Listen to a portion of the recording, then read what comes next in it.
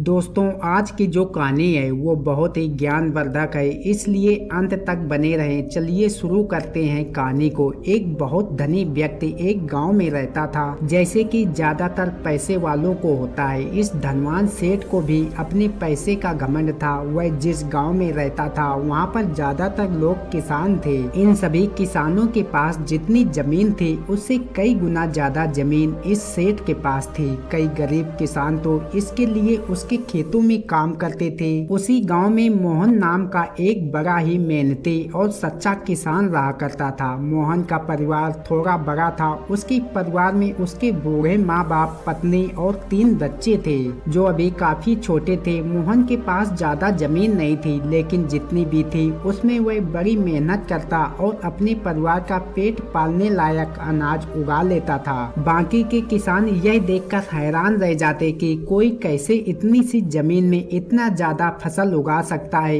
एक वर्ष उस गांव में काफी ज्यादा बारिश हुई, जिसके चलते कई किसानों की फसलें बर्बाद हो गई, जिनमें से एक मोहन भी था। अब मोहन धर्म संकट में पड़ गया, क्योंकि उसके परिवार में उसके अलावा कोई और कमाने वाला था नहीं और अपने परिवार को भूखा मरते हुए वह नहीं देख सकता था। वह जानता था कि इस गांव में अगर कोई उसकी मदद कर सकता है तो वह वही घमंडी सेठ है, जिसने गांव के अन्य गरीब किसानों को या तो कर्जा दिया है या तो अपने यहाँ काम पर रखा हुआ है। हाथ पर हाथ धरे बैठे रहने के बजाय उसने इस सेठ के पास जाने का फैसला किया और एक दिन उनके पास पहुँच गया। सेठ के पास पहुंचकर मोहन बोला, सेठ जी, आपकी बहुत मेहरबानी होगी अगर आप मुझे थोड़ा सा कर्जा दे दे, जिससे मैं अपने खेतों में फिर से कोई फसल उगा सकूं, या फिर आप मुझे अपने यहाँ नौकरी दे दे ताकि मेरे परिवार को 2 वक्त का खाना मिल सके। घमंडी सेठ को उसकी इन बातों से कोई मतलब था नहीं, लेकिन गांव के सारे लोगों की तरह वह भी यह जानता था कि मोहन कितना मेहनती है और वह जिस भी खेत में काम करेगा वहाँ 2 गुनी फसल उगा सकता है। सेठ ने सोचा, अगर मैं इसे पैसे उधार दे देता हूँ तो शायद यह इस स्थिति में नहीं है कि मुझे पैसा वापस लौटा सके, लेकिन अगर मैं इसे अपने खेतों में काम करवाता हूँ। सेठ मोहन से बोला, देख भाई, पैसे तो मैं तुझे दूंगा नहीं और मेरे पास अभी खेतों में काम करने के लिए कई किसान पहले से मौजूद हैं, लेकिन तुझ पर तरस खाकर मैं तुझे अपने खेतों में नौकरी देता हूँ, पर मैं तुझे इसके लिए ज्यादा पैसे नहीं दूंगा। बाकी किसानों को मैं 300 देता हूँ, मैं तुझे 200 ही दे पाऊंगा। मोहन ने सेठ की शर्त मान ली और उसी दिन से सेठ के खेतों में काम करना शुरू कर दिया। 3 महीनों तक नियमित वह सेठ के खेतों में जाकर कड़ी मेहनत करता और देखते ही देखते 4 महीनों का काम उसने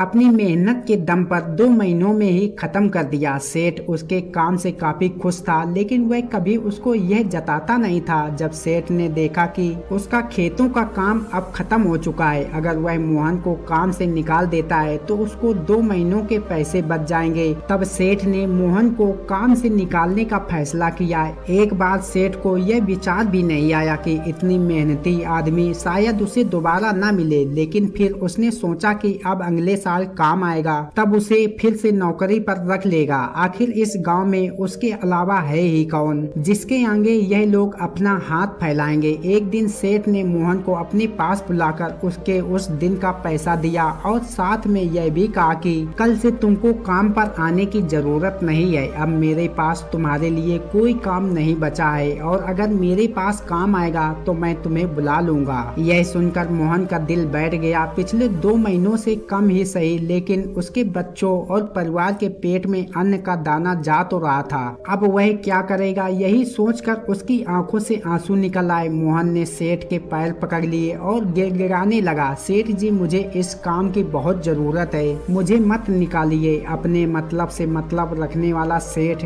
टस से मस न हुआ। उसने खरी खोटी सुनाकर मोहन को वहाँ से चलता कर दिया और मन ही मन 2 महीनों की तनख्वाह बचाने से खुश होने लगा। अगली सुबह जब सेठ उठा और अपने आंगन में आया तो उसने देखा कि मोहन उसके आंगन में बैठा है। सेठ ने उसको पास बुलाकर पूछा, क्या हुआ, तुम क्यों यहाँ पर बैठे हो? मोहन बोला, सेठ जी, मुझे वापस काम पर रख लीजिए। आप जानते ही हैं मेरी आर्थिक स्थिति कैसी है, थोड़ी दया कीजिए। लेकिन सेठ ने उसकी एक न सुनी और फिर एक बार उसे बुरा भला कहकर वहाँ से जाने के लिए कहा। बेचारा मोहन अपना सिर नीचे झुका के वहाँ से चला गया। अगले दिन फिर यही घटना दोहराई गई। मोहन फिर सेठ के आंगन में बैठा था। सेठ ने फिर उसको वहाँ से जाने के लिए कहा। यही घटना अगले कई दिनों तक चलती रही। अब तो मोहन सेठ के हटाने पर भी वहाँ से नहीं जाता था और वहीं पर बैठा रहता। एक बार सेठ ने उससे पूछ लिया, तुम कैसे आदमी हो? मैं तुम्हारा इतना अपमान करता हूँ लेकिन तुम्हें कोई फर्क नहीं पड़ता। तब मोहन ने सेठ से कहा, बुरा तो बहुत लगता है सेठ जी, लेकिन जब घर जाता हूँ और भूख से बिलखलाते अपने माँ बाप और बच्चों को देखता हूँ तब यह अपमान मुझे कुछ भी नहीं लगता।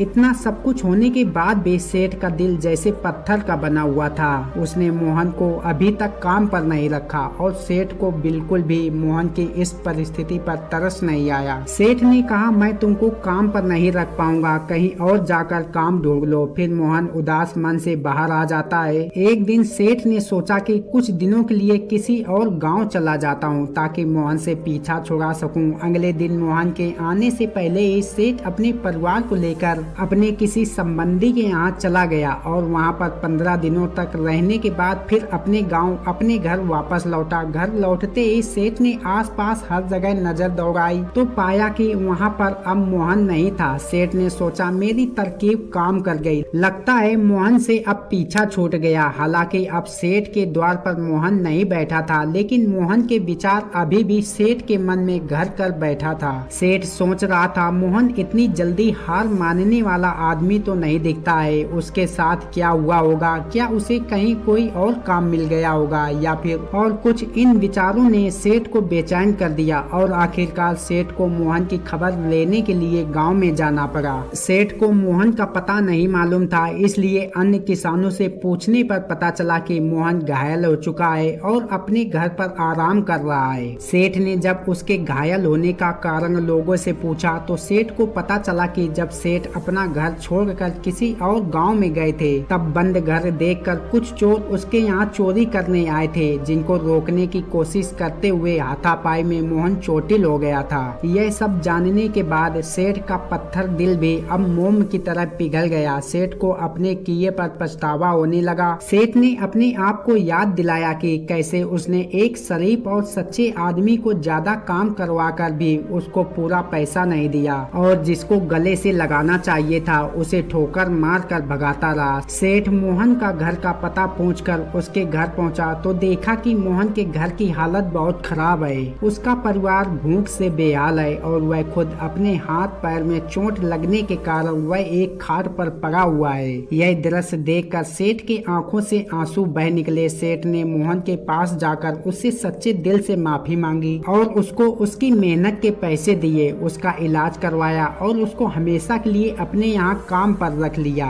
इसलिए दोस्तों, दूसरों की मदद करनी चाहिए और मदद करने से हम अपने आप को तरोताजा महसूस करते हैं। धन्यवाद मेरे प्रिय दोस्तों, फिर मिलते हैं एक और ज्ञानवर्धक वीडियो के साथ। तब तक आप सभी लोग अपना ख्याल रखें।